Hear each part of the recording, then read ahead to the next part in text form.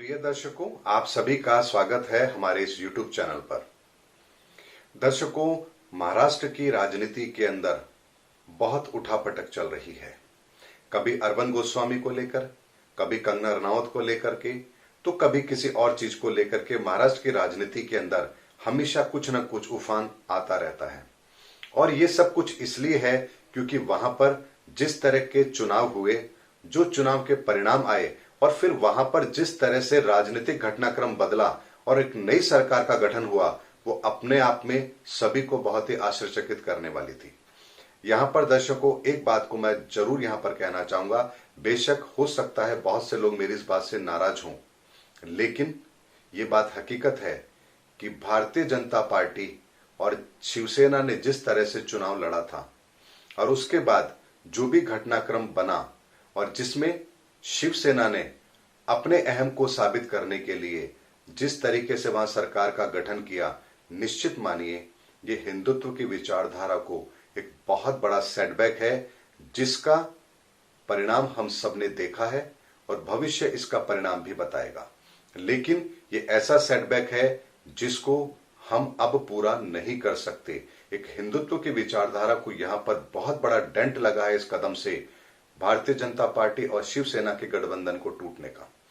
और एक बात मैं यहां पर और कहना चाहूंगा, यहां पर राज्य की सरकार से ज्यादा महत्वपूर्ण इस बात को महत्व देना था कि भारत के लिए, हिंदुत्व के लिए, इस देश के लिए, इस देश की अखंड विचारधारा के लिए क्या चीज जरूरी थी।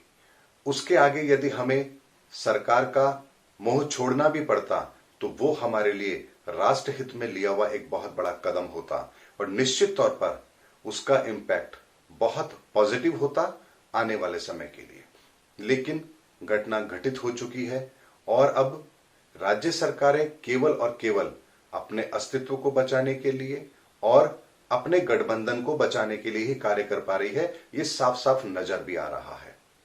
दर्शकों, एक चीज को, बात को हमें समझना होगा कि जब भी राष्ट्रीय दल की सरकारें बनती हैं तो उनके पीछे पूरा एजेंडा होता है पूरे राष्ट्र को लेकर के। लेकिन जब कोई क्षेत्रीय दल अपनी सरकार बनाता है तो उनके सामने मोटिव केवल और केवल अपना स्टेट होता है। ऐसे में उनके ऊपर बहुत ही बड़ा पॉलिटिकल प्रेशर भी होता है कि वो राज्य के अनुसार निर्णय लें, ताकि वो वहां पर वो काम कर सकें जिस काम को वहां के लोग करवाना चाहते हैं। और ऐसे में यदि गठबंधन भी ऐसे दल के साथ हो जाए जिनकी विचारधारा बिल्कुल अलग हो, तो यहां पर हमें अपनी व्यक्तिगत विचारधारा को अलग रख करके हमें वो सब काम करने पड़ते हैं जो हम करना चाहें या ना करना चाहें। ये हमारी राजनीतिक मजबूरी भी आप कह सकते हैं। लेकिन 2022 तक उद्धव ठाकरे जी की सरकार को किसी तरह का कोई खतरा भी मुझे यहां नजर नहीं आ रहा है, क्योंकि उनकी कुंडली के अनुसार समय अभी उनके पक्ष का है। और भारतीय जनता पार्टी के लिए भी अभी महाराष्ट्र के अंदर कोई बहुत बड़ा उलटफेर करना यहां पर उनके लिए ठीक नहीं है, क्योंकि पश्चिम बंगाल के चुनाव हैं और अब उनकी नजर केवल और केवल बंगाल पर है। लेकिन बंगाल की राह भी इतनी आसान नहीं है, क्योंकि वो बिहार से बिल्कुल अलग तरह की परिस्थिति रखता है।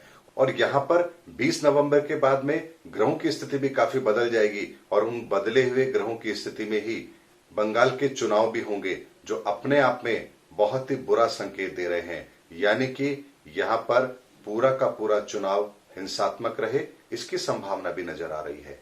लेकिन महाराष्ट्र सरकार की यदि हम बात करें तो यहां पर बंगाल के चुनाव हो जाने तक महाराष्ट्र सरकार को किसी तरह का कोई खतरा नहीं है। और इतना जरूर है कि महाराष्ट्र की सरकार केवल और केवल अपने प्रयासों से गिरेगी, कोई दूसरा प्रयास यहां पर उनकी सरकार को अस्थिर नहीं कर सकता। यानी कि कांग्रेस, एनसीपी और शिवसेना, यदि इनमें ही कोई फूट हो, इनमें ही कोई दरार आ जाए, तो ही यहां पर महाराष्ट्र सरकार को कोई खतरा है। और किसी भी तरह से महाराष्ट्र सरकार को कोई खतरा नहीं है, क्योंकि उद्धव ठाकरे जी की कुंडली उनको बहुत अच्छा सपोर्ट कर रही है। ऐसे में यदि वहां पर कोई बहुत बड़ा उलटफेर होने की संभावना की बात हम करें तो यहां पर वह होता हुआ नजर नहीं आ रहा है। लेकिन 2022 के बाद में बहुत बड़े राजनीतिक परिवर्तन आपको इस देश में देखने को मिलेंगे, चाहे फिर वो बिहार हो या महाराष्ट्र हो। लेकिन उससे पहले कोई खतरा महाराष्ट्र सरकार को भी नहीं है, लेकिन जिस तरह की क्रियान्विति महाराष्ट्र सरकार की हो रही है, इस सही मायने में चिंता को बढ़ाती है, क्योंकि व्यक्तिगत द्वेष के अंदर आकर काम करने की प्रणाली महाराष्ट्र सरकार ने इस समय अपनाई हुई है, जो उनके लिए बिल्कुल भी ठीक नहीं है।